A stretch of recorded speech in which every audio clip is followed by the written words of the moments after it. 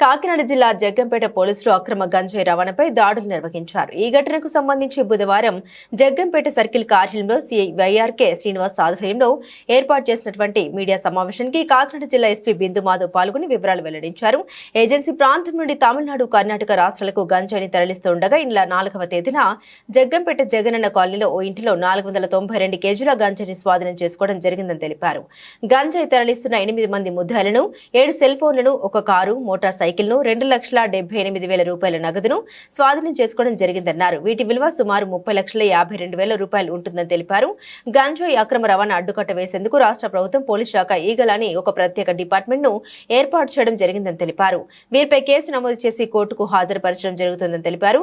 గంజాయి రవాణాలో ప్రధాన ముద్దాయి ఏపీలోను కాకినాడ జిల్లా గండేపల్లి మండలం మల్లెపల్లి గ్రామానికి చెందిన అల్లుడుగా పోలీసులు గుర్తించారు. ఈ కార్యక్రమంలో Peddapuram DSP Srihari Raju, CI YRK Srinivas, circle పోలీసులు పాల్గొన్నారు.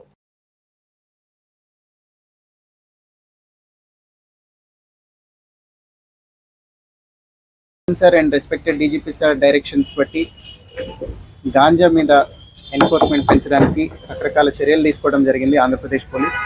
దానిలో భాగంగా కాకినాడ డిస్ట్రిక్ట్లో రకరకాల రూట్స్ అబ్జర్వ్ చేసి రైడ్స్ కండక్ట్ చేయడం జరుగుతుంది. దీనిలో కొంత అడ్వాన్స్ ఇన్ఫర్మేషన్ పెట్టి జగ్గంపేట పోలీస్ స్టేషన్ లిమిట్స్లో 492 కేజీలు గాంజాయిని సీజ్ చేయడం జరిగింది.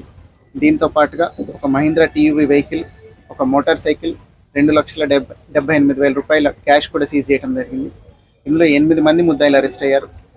కాకినాడ డిస్ట్రిక్ట్కి చెందిన ఒక ముద్దాయి, అల్లూరు సీతారామరాజు డిస్ట్రిక్ట్కి చెందిన 3 ముద్దాయిలు, కర్ణాటకకు చెందిన 2, అట్లనే తమిళనాడుకు చెందిన 2 ముద్దాయిలు అరెస్ట్ అవ్వడం జరిగింది.